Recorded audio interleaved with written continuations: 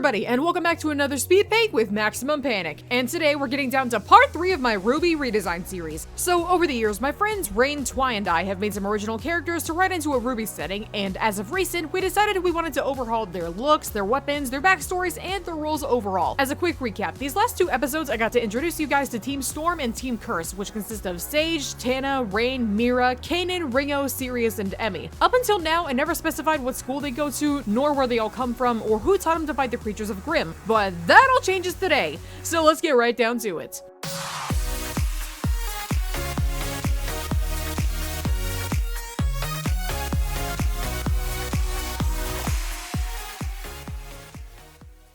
So, to catch you up to speed, in the RWBYverse there are 4 kingdoms, each with their own academy that teaches students between the ages of 17 and 20 how to fight the creatures of Grimm, which are the biggest threat to the world of Remnant. When I originally designed the setting for this little story, it was muddled, to say the least. In a nutshell, I never took the time to paint a clear picture of what this place looked like, nor who ran it, or where, when, and why this was all happening. And that's because anytime my friends and I create stories in these kinds of settings, we generally make it a rule to put our plot and characters in a time and place that won't interfere with or alter any existing canon information. Which is why I can safely say that Team Storm and Team Curse never attended Beacon, Atlas, Shade, or Haven Academy, and oh god, here it goes. Their adventures take place in this fictional city called Exervia, which is the home of Siren Academy.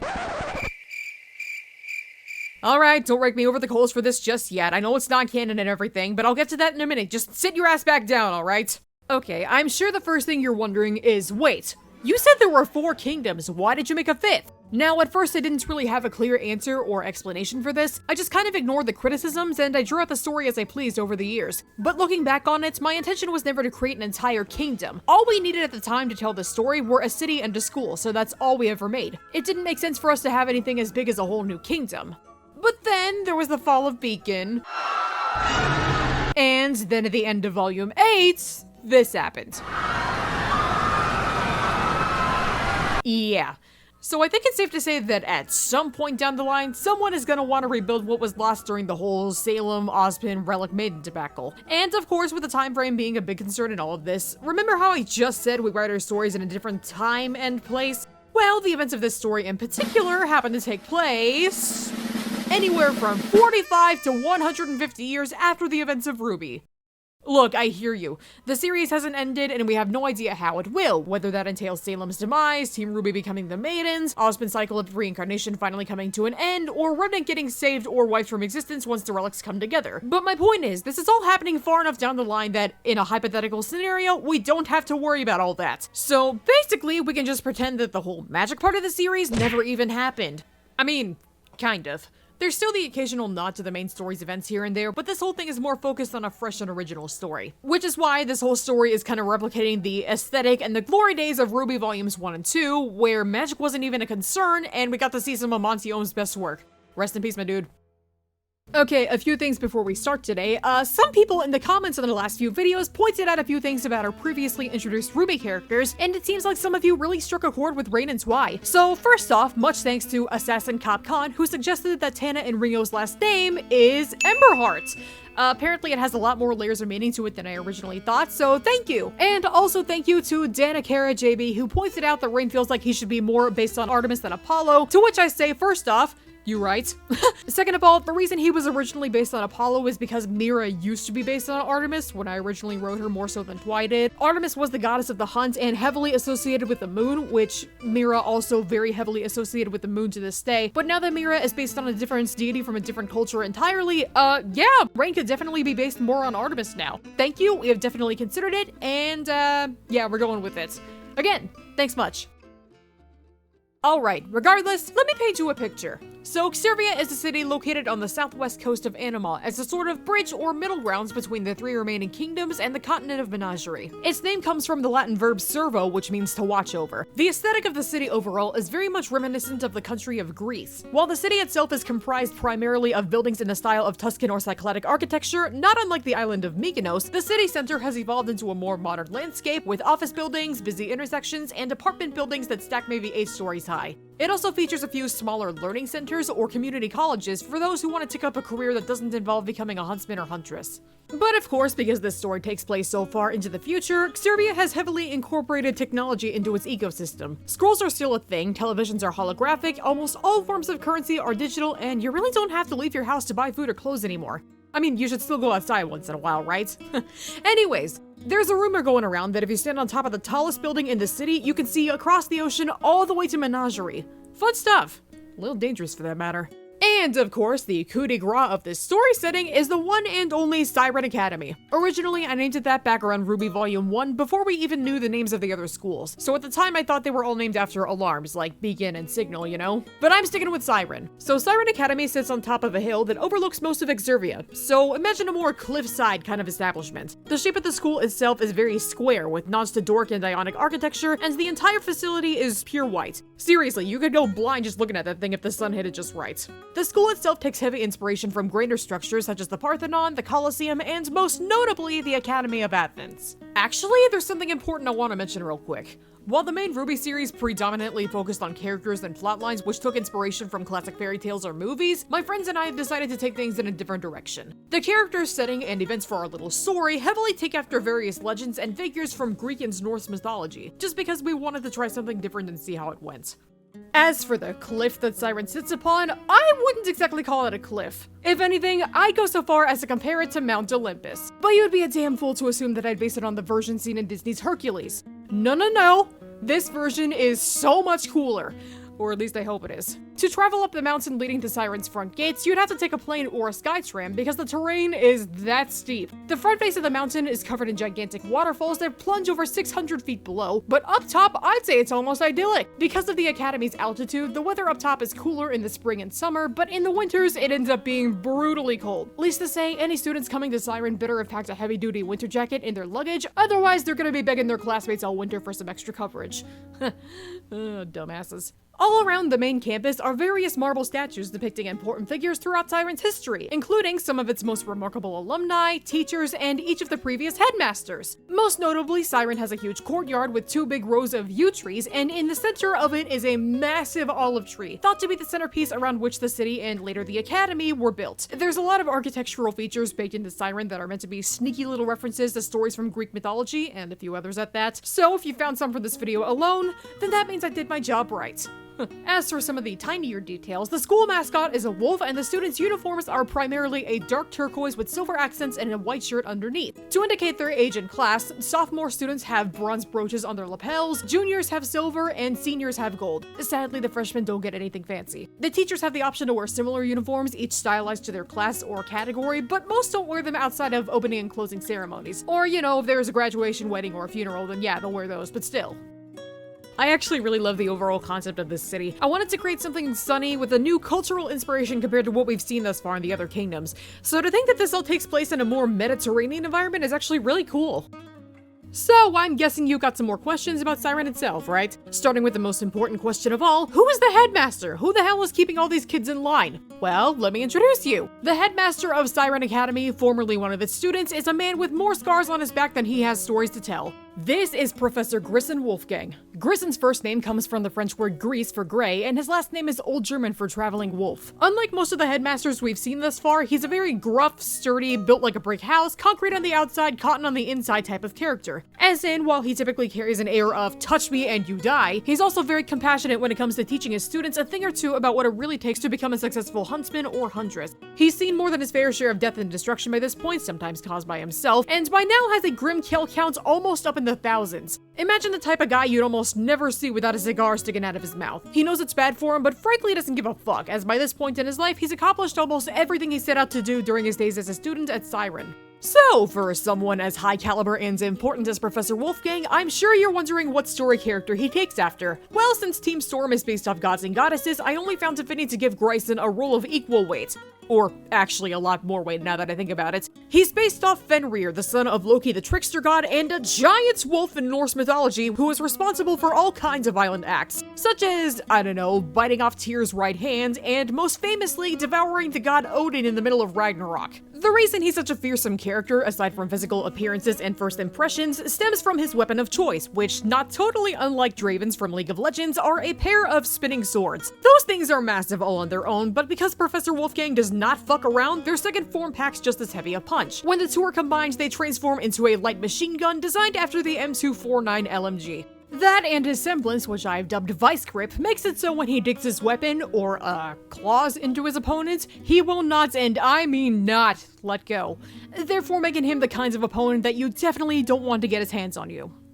So the reason I gave Wolfgang 1 or 2 giant swords was to try and tie it back to the story of Fenrir's death from Norse mythology. After Fenrir had devoured the god Odin, Odin's son Vidar, the god of revenge, actually came to finish the job. So using one of these giant swords, he plunged it through the wolf's mouth, and using a shoe, represented by Wolfgang's prosthetic leg in this case, held open Fenrir's jaw so he could kill the giant bastard. It's not necessarily that there will be a character that represents Wolfgang's demise in this story down the line or anything, but I like to think that maybe a version of the story that happens in this whole Things My Friends and I Are Writing is probably the reason why Wolfgang lost his leg in the first place.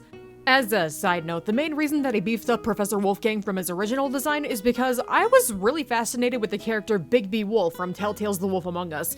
Like, no joke, that guy's voice is the one that I keep imagining for Professor Wolfgang whenever I'm writing for him, so it works out nicely in that favor. When he was just a teenager, Gryson served as the leader of Team Jewel, or Ghoul, whichever you prefer, who graduated from Siren Academy about 25 years prior to the story. So he and all of his teammates are in their mid to late 40s by now. Only one of those three is still around because one died and the other left to explore the world and discover herself outside of their team.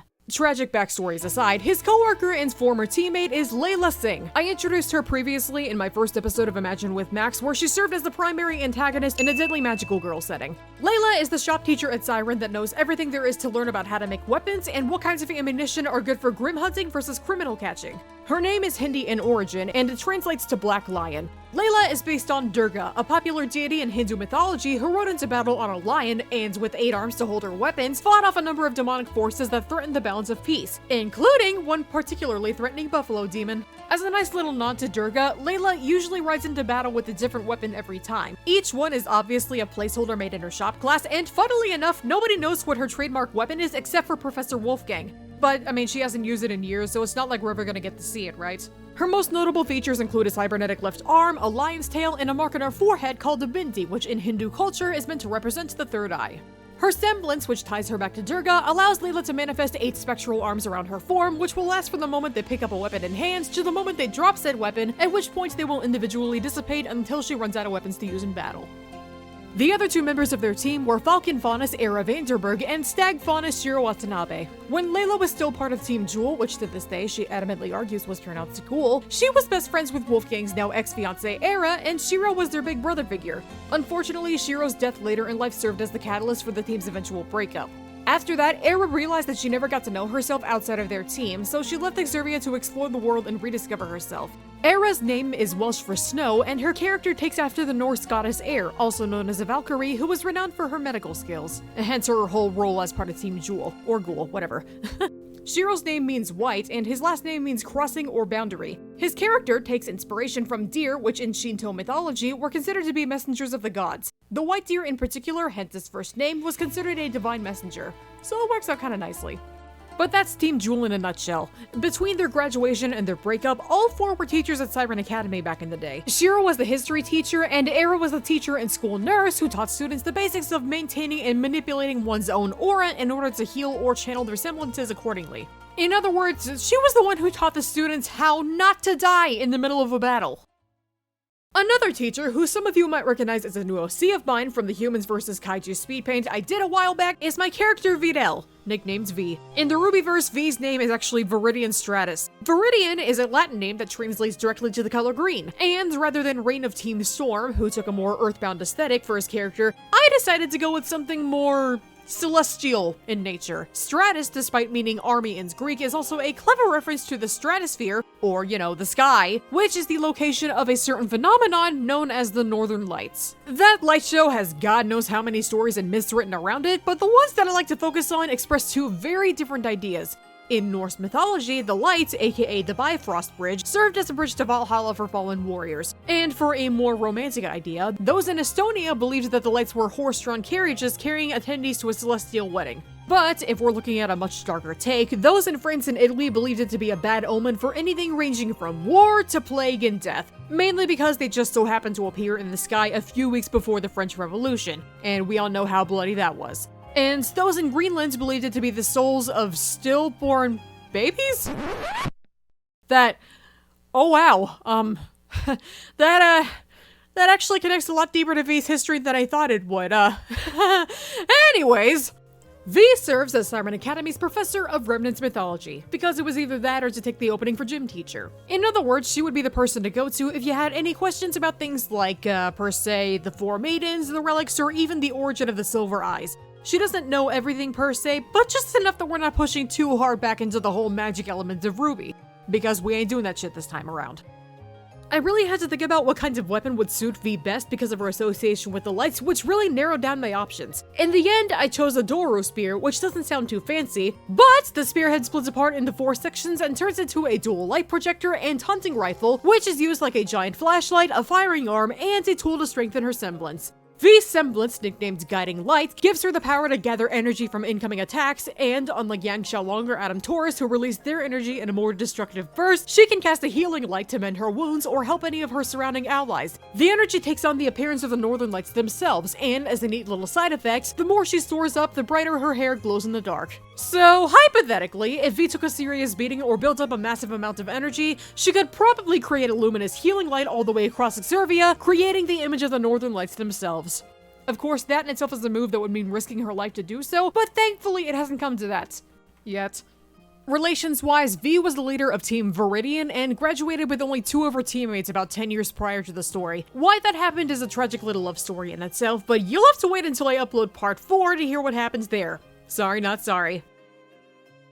As I go, I'm gonna doodle a few other characters who would make up the Siren Academy faculty and students body. One I definitely want to include acts as what I'd like to believe is the school's horticulture teacher and the guidance counselor on the side. You know, totally not due to budget cuts or anything. Miss Diantha Faye. Her name comes from the flower Dianthus, also known as the carnation, and her last name Faye means fairy. So, if you guessed that she was based on the nymphs from Greek mythology before I even got to say it, then good on you! You burned a cookie.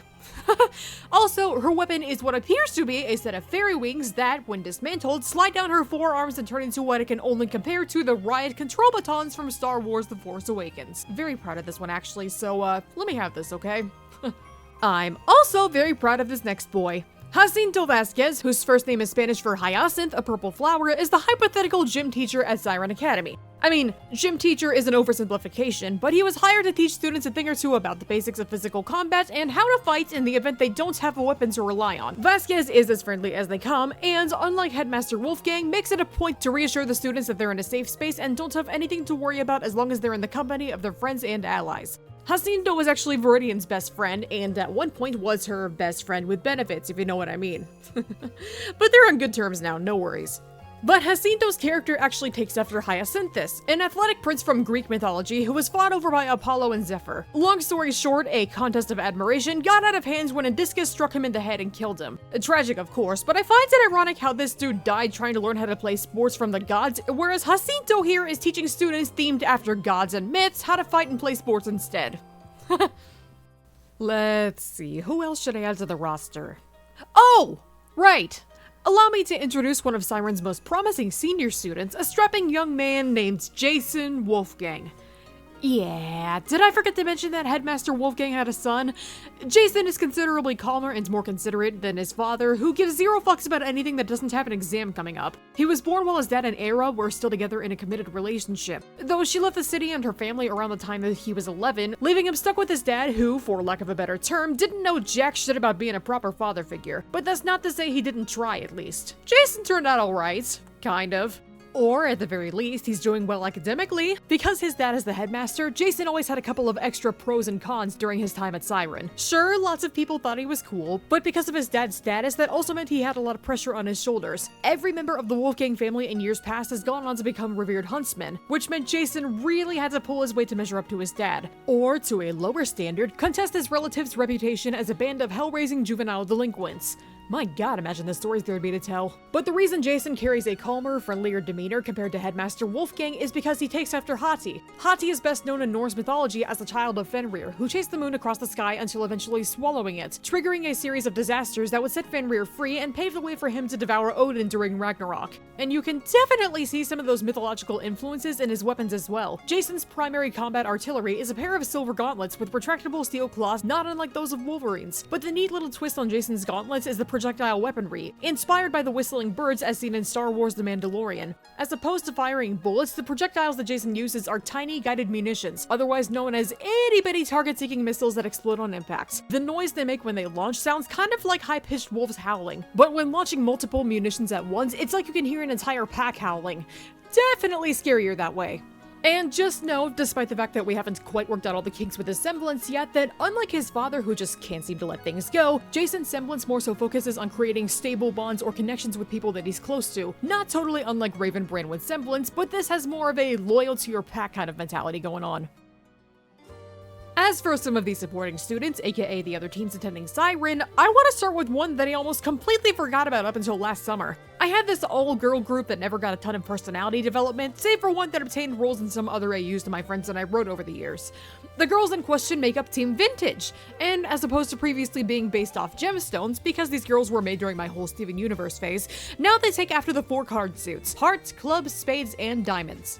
So when I originally wrote out Team Vintage back then, I had them in mind as either a couple of background characters to just kind of fill up the school a little bit, or even the school bullies just to kind of propel the plot forward a little bit. This time around, they serve as the pretty girl clique, or the kinds of girls that you either fantasize about dating or becoming someday. In a nutshell, they're sort of like the Plastics from Mean Girls or even the Heathers from Heathers the Musical. Like, they are drop dead gorgeous and you either love them or you just really can't stand them. But the bottom line is they are iconic as hell. The leader of Team Vintage is a girl named Vega Villaverde, whose name means meadow and green farm.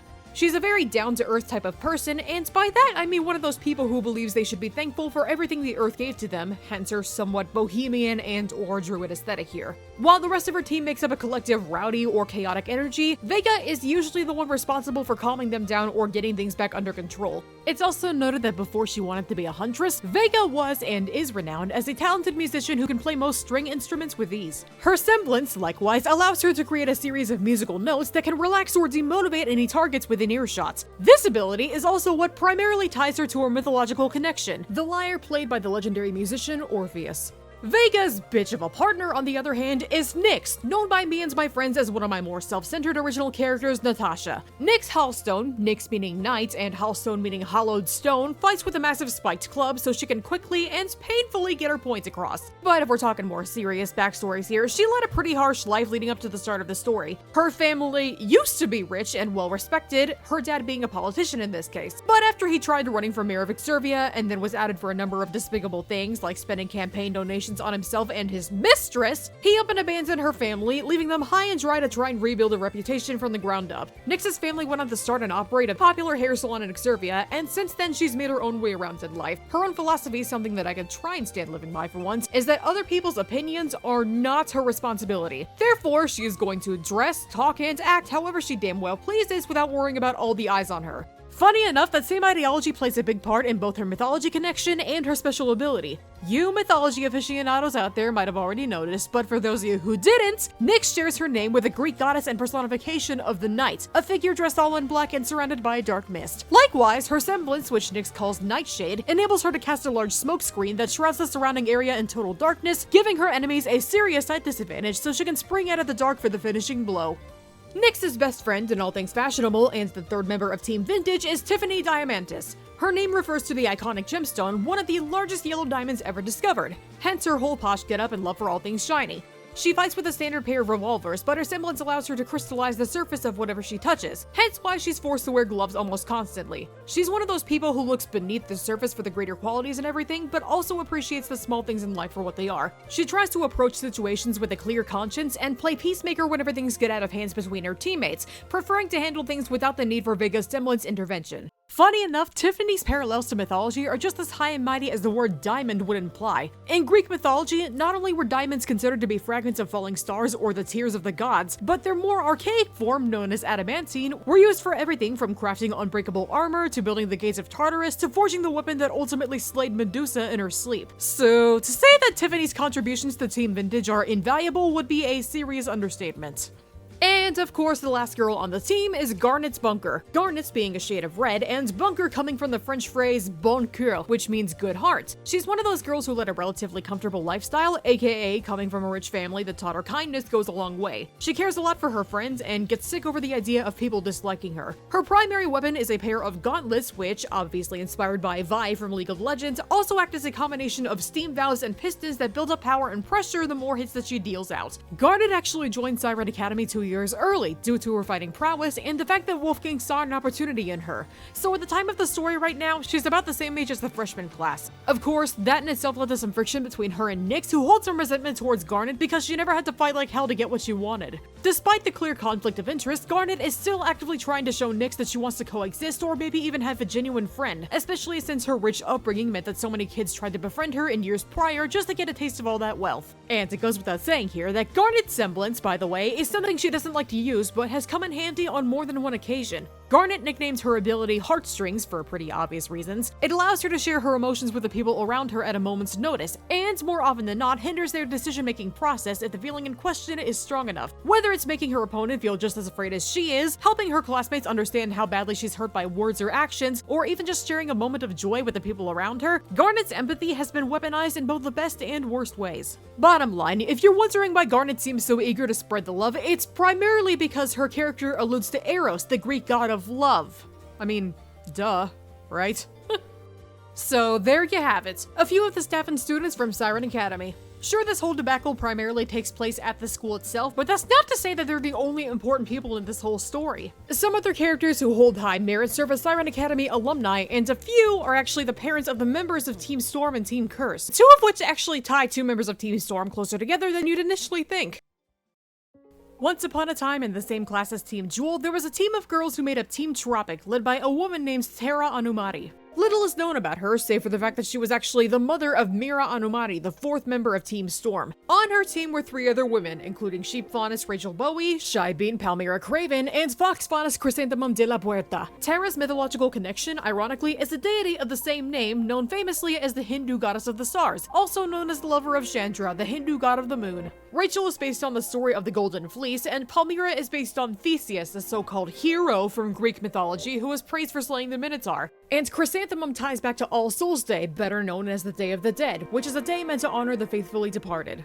The team unfortunately has something of a bloody history because this was back during a time when the whole Faunus are people too concept hadn't exactly settled into one of the girls' brains yet. To summarize their tragic story, Palmyra was the daughter of Xerxes then mayor and had a different career in mind as opposed to becoming a huntress, which meant that when she enrolled per her dad's orders, she was considered the weakest link on the team. During a second-year mission, Team Tropic was tasked with exterminating a creature of Grimm at the base of Xerxes Mountain said to have been raging up a storm among the locals. When they got down there, they discovered that the caverns beneath the mountain made up a veritable labyrinth that the Grimm, based on the Minotaur, had created to trap and attack them. Now, that thing about Palmyra being a weak link, yeah, well, when the team was badly wounded and she was in a position that she could help them escape, she took advantage of Rachel's kind spirit, got out, and then left her teammates to die to save her own hide. Rachel died ensuring that Terra and Chris survived, while Palmyra fled Siren and went into hiding somewhere. Instead of continuing down the path of huntresses, Chris and Terra decided to take Siren's less popular civil services course in order to safely serve their community. It worked out eventually for them both, but Chris never got over Rachel's death. So years down the line, after the two had graduated, Chris actually tracked down Palmyra and murdered her as revenge for her betrayal. But that didn't come without its heavy share of guilt. Realizing her mistake, Chris settled down in Exervia and adopted two young Faunus kids, wanting to look out for those who were abandoned much like she once was. Terra, on the other hand, settled down in the area outside of the kingdoms at a temple run by her family, and years later passed away after giving birth to her son Rajiv and her daughter Mira. So, with three members of Team Tropic down and out, I'm sure you're curious how Chris ties into the main story. In a nutshell, she's actually the reason that Sage, the leader of Team Storm, came to Siren Academy in the first place. As part of her life's mission to atone for the despicable crime that she committed, Chris traveled the kingdom seeking to do good deeds for the less fortunate. During one outing, she actually came across Sage, whose family was barely scraping by a living and needed all the help that they could get. Chris saw an opportunity and offered to take care of Sage in place of her parents. So when the two went back to Exervia, Sage was surprised to find out that she was now the only human in a family of Faunus. It took some time to settle in at first, but she and her new siblings eventually warmed up to each other. Thankfully, Sage won the sibling lottery because Jason's older brother is a much crazier pick of the draw. That's right! You thought there was only one Wolfgang child, but there were two the whole time! Talon Wolfgang is the brasher, more violent older brother, fitting considering his first name literally means destroyer. But he's something of a celebrity around Exervia now. Partly because his dad is a headmaster, but mostly because after graduating, he went on to participate in a few televised tournaments, all of which he came out victorious. Right now, he runs a private invite-only gym in downtown Exervia, which, not gonna lie, sounds like the kind of place you'd go to get your arms and legs either broken or stretched like taffy. But the real kicker is he came back to Siren part-time to act as a physical trainer when he's not away on a mission or pummeling swats of unlucky bastards in the next televised tournaments. Oh boy. Why is he so terrifying, you might ask? Talon's weapon, believe it or not, is this weird-ass suit of armor that runs down his back and limbs. They don't look like much at first, but on his command he can shoot blades out from the slot, and thanks to the cable system on the inside, used them to snag and reel in his opponents for a devastating KO. That, and his semblance, is equally as intense. Talon can manifest his aura in the form of a wolf's body parts, either the legs, the arms, or the jaw, just to really hammer in that extra dose of pain and suffering. And to answer another question, why is Talon so intense compared to his younger brother Jason? Well, that's partially because Talon's mythological illusion ties back to Skull, another Norse wolf who, not unlike his brother Hati, chased the sun across the sky until he eventually swallowed it during Ragnarok. That fiery temperament definitely serves in Talon's favor and creates a nice contrast to his brother who isn't nearly as imposing personality-wise. Talon was someone who embraced his role as team leader very passionately. He's assertive, aggressive, and ultra-competitive, and refuses to allow himself to be humiliated or come in second to anyone. Granted, Talon has mellowed down over time, but he still believes that a team is the representation of everything they've achieved, which is why to this day he refuses to let the team go, and why he's so salty about his former teammates parting ways.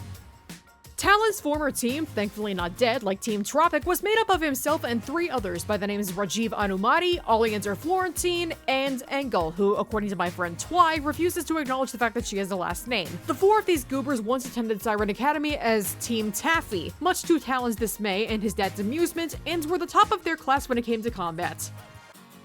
And finally, the cherry on top of this whole Siren lore sundae that my friends and I have conjured up is the story of Siren's founder, a man by the name RWBY. This is actually one of Rain's characters, Yulrime, who doesn't see the light of day very often, but when he does, it's a pretty fun ride. Ulrich's first name is Old Germanic for prosperity and power, and his last name is Latin for olive, which obviously refers to the color green. In this story, he's most commonly associated with the mark of a tree, and the statue of him in front of the school depicts him with a wolf pelt and a bow and arrow. This is because, in this case, Ulrich is based on Ul, a hunting god and the Norse god of winter. Ul, despite being told of as a lesser god, was a pretty important one at that. I mean, come on, this man even had a whole ass hall in Asgard dedicated to him called the Yew Grove, or Idalir, which housed yew trees that were considered ideal for making hunting bows. Ul at one point held high merit because he stepped up to the plate as king after the god Odin was exiled for, well, an unspeakable crime. Let's just leave it at that. Actually, now that I think about it, it's kind of amusing how both he and Professor Wolfgang are based off legends who at one point or another smited Odin for his actions.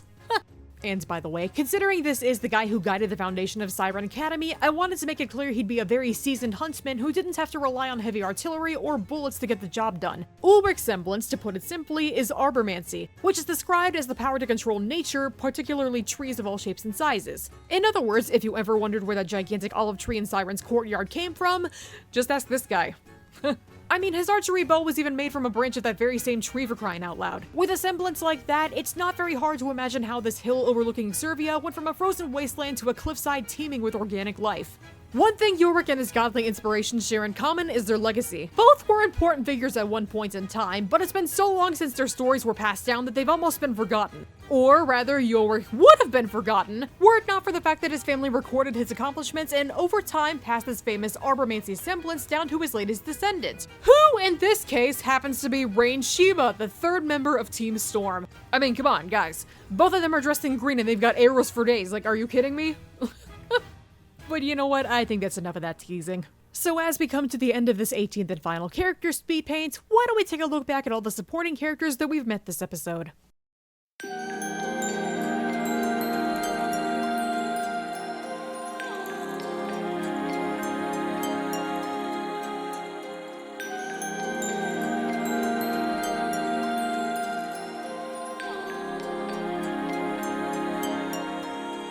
So, I think after all that storytelling and world building, we are finally done! Designing Siren Academy was definitely a challenge for me because background concept art isn't exactly my strong suit. Characters, on the other hand, are easy breezy, no question about it. Also, just because all these guys are adults does not mean that they're gonna be taking a backseat and then let the students take the reins for the full story.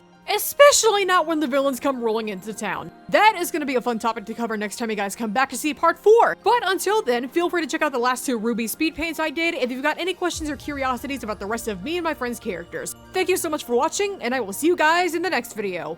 Bye-bye!